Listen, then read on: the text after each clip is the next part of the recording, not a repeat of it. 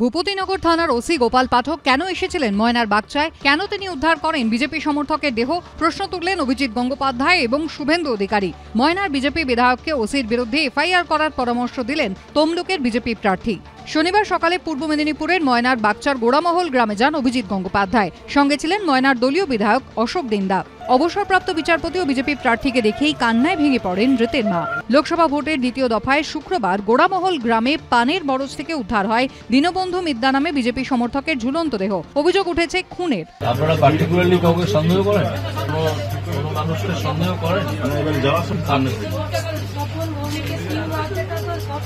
তপন ভৌমিকে তিন বাপ বেটা, তারপর বুদ্ধদেব, তারপরে সহদেব।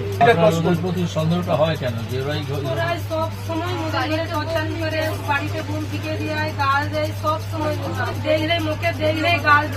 বোঝাই যাচ্ছে যে বিজেপির সঙ্গে যোগাযোগ থাকলে তাকেই টার্গেট করা হচ্ছে। এখানে একজন মানুষ তো বললেন যে এখনো পর্যন্ত তৃণমূলের কেউ তো খুন হয়নি, যারা খুন হচ্ছেন সবাই বিজেপিরই হচ্ছেন। গ্রেপ্তার না হওয়ার কারণ হচ্ছে যে দুষ্কৃতীরা সম্ভবত তৃণমূলের লোক, যে কারণে পুলিশ এখনো কাউকে গ্রেপ্তার করেনি। তৃণমূলের দুষ্কৃতী হলে তো দুষ্কৃতী নয়।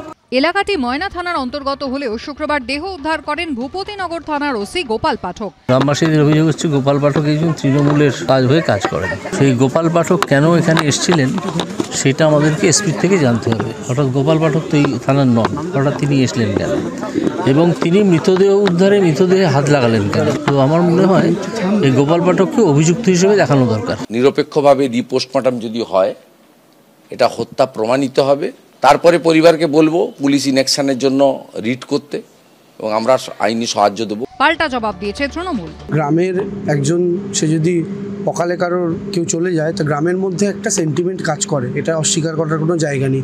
সেই সেন্টিমেন্ট থেকে কখনো কখনো পুলিশের ওপর ক্ষোভ বিক্ষোভ দেখা যেতেই পারে, কিন্তু বিজেপি এর মধ্যে ঢুকে কোথাও এই ভিড়ের মধ্যে মিশে একটা রাজনৈতিক উস্কানি দেওয়ার চেষ্টা করছে। আমরা সেই রাজনৈতিক উস্কানি সমর্থন করি না।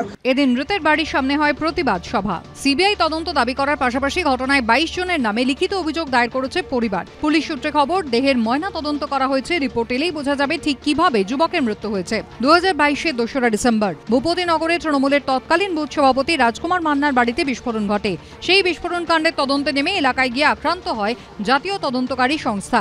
সেই ঘটনায় হাইকোর্টের ভৎসনার মুখে পড়েন ভূপতিনগরের ওসি গোপাল পাঠক। বিটন চক্রবর্তীর রিপোর্ট, এবিপি আনন্দ, পূর্ব মেদিনীপুর।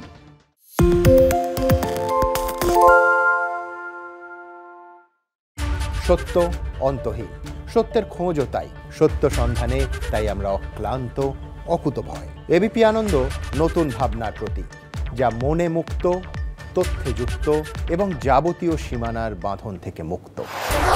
সীমা না শব্দটির মধ্যে লুকিয়ে আছে মানা শব্দটি, যেন চোখ রাঙানি এক অদৃশ্য ব্যানাজার, যা আটকে রাখে আমাদের এক ছোট্ট গণ্ডির মধ্যে। একমাত্র সঠিক খবরই গড়ে তুলবে এক মুক্ত সমাজ। সেই জগৎ গড়ার লক্ষ্যে কোনো সীমানার ঠুকুটি আমরা মানব না। এবিপি আনন্দ এগিয়ে থাকে, এগিয়ে রাখে।